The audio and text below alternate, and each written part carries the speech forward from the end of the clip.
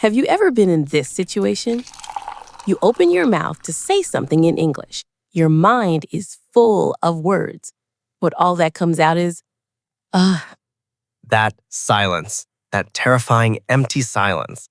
If you've ever felt that, you were in the right place today.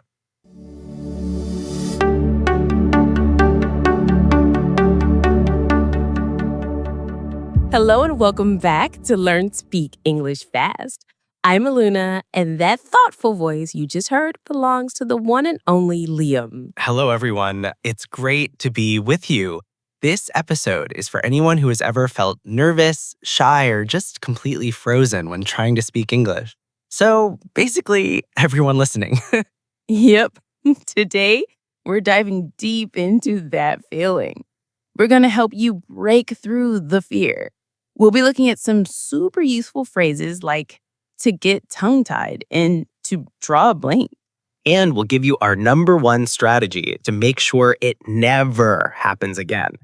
First, let's listen to a situation that might feel very familiar. Okay, Mark, your turn. What do you want? Don't worry, I'm paying.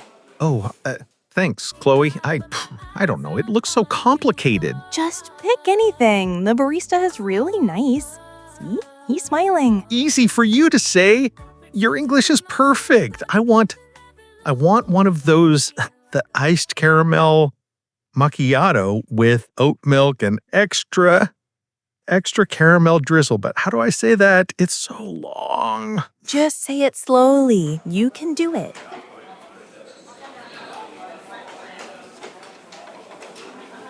Hi there. What can I get for you today? Hi, can I have one iced... Oh no, I forgot the word. My mind is empty. I'm drawing a blank. Macchiato. Just say iced coffee if it's easier. I get... My tongue is tied. Sorry. No problem at all. Take your time. Or I can recommend our special, the Sunshine Latte. Yes, please. Just a regular coffee. Black, small. Thank you.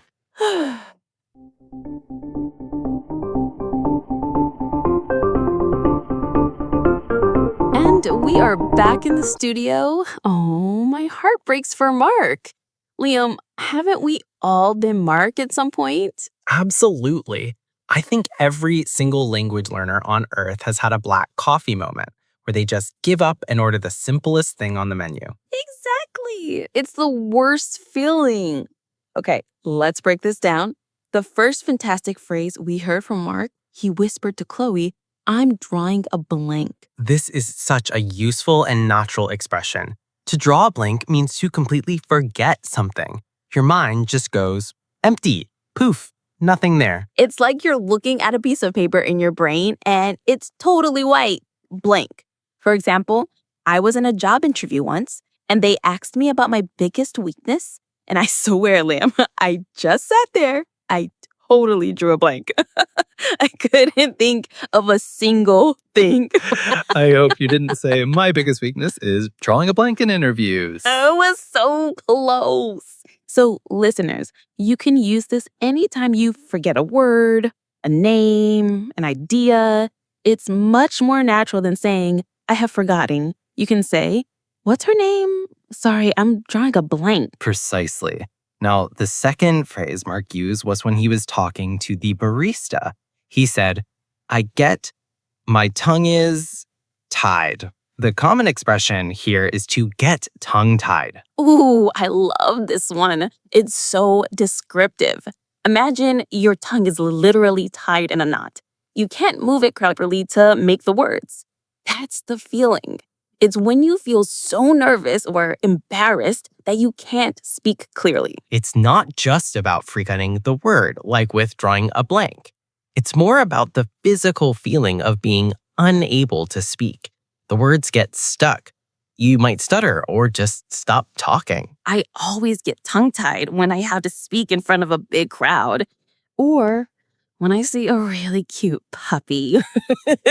I just go, "Oh, look at the little floof." words gone. So you can see it's often connected to a strong emotion: fear, nervousness, shyness, even excitement. So, what's the solution? Chloe, the friend, gave some great advice. She said, just go for it. This is the most important takeaway of the whole episode. Go for it is an encouraging phrase. It means don't hesitate. Be brave. Try it. It's what you say to a friend who is scared to do something, scared to ask someone on a date. Go for it. Scared to apply for that job? Come on, go for it. And in language learning, it's the golden rule. The only way to get better at speaking is to speak. Even if you make mistakes, even if you get tongue-tied, you have to try, you have to go for it. Mark's mistake was thinking he had to be perfect. He had this super long, complicated order in his head. When he couldn't say it perfectly, he froze. A better strategy would have been just to simplify. Instead of an iced caramel macchiato with oat milk and extra caramel drizzle, he could have just said, can I have a cold coffee with milk and caramel, please? Yes! It's not about being perfect. It's about communicating. The barista doesn't care about your grammar. They just want to know what drink you want. So the lesson is simplify your sentence, take a deep breath, and just go for it.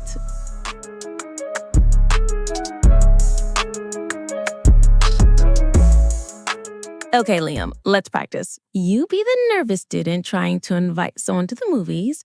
I'll be the friend encouraging you. Ready? Okay. So there's this girl, Sarah, in my English class. I want to ask her to see a movie, but I don't know. What if she says no? What if I say it wrong? Liam, come on. You have to go for it. What's the worst that can happen? I could get totally tongue-tied and just stand there looking stupid. I mean, I'm already drawing a blank just thinking about what to say. Hello, Sarah? Do you movie with me go? That sounds terrible. Okay, stop. Let's simplify.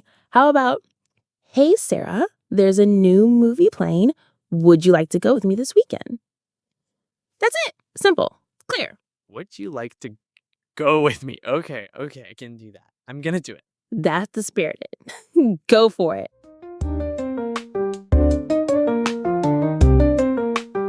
All right, let's do a quick recap of today's essential phrases.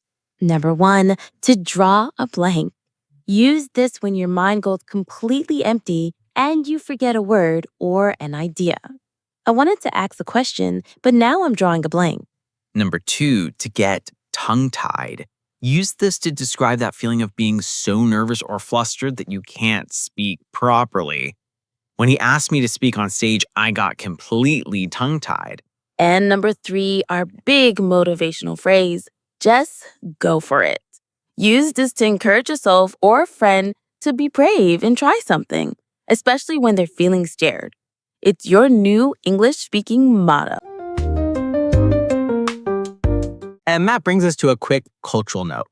In many cultures and school systems, being quiet and waiting to be 100% correct before you speak is seen as a sign of respect and intelligence. But in many English-speaking environments like the US, the UK, or Australia, participation is valued very highly.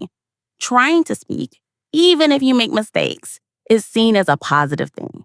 It shows you're engaged and you're learning. So don't worry about being perfect. Native speakers are generally very patient and happy that you're trying to speak their language. They will almost always help you. The fear of making a mistake is often much bigger in your head than it is in reality.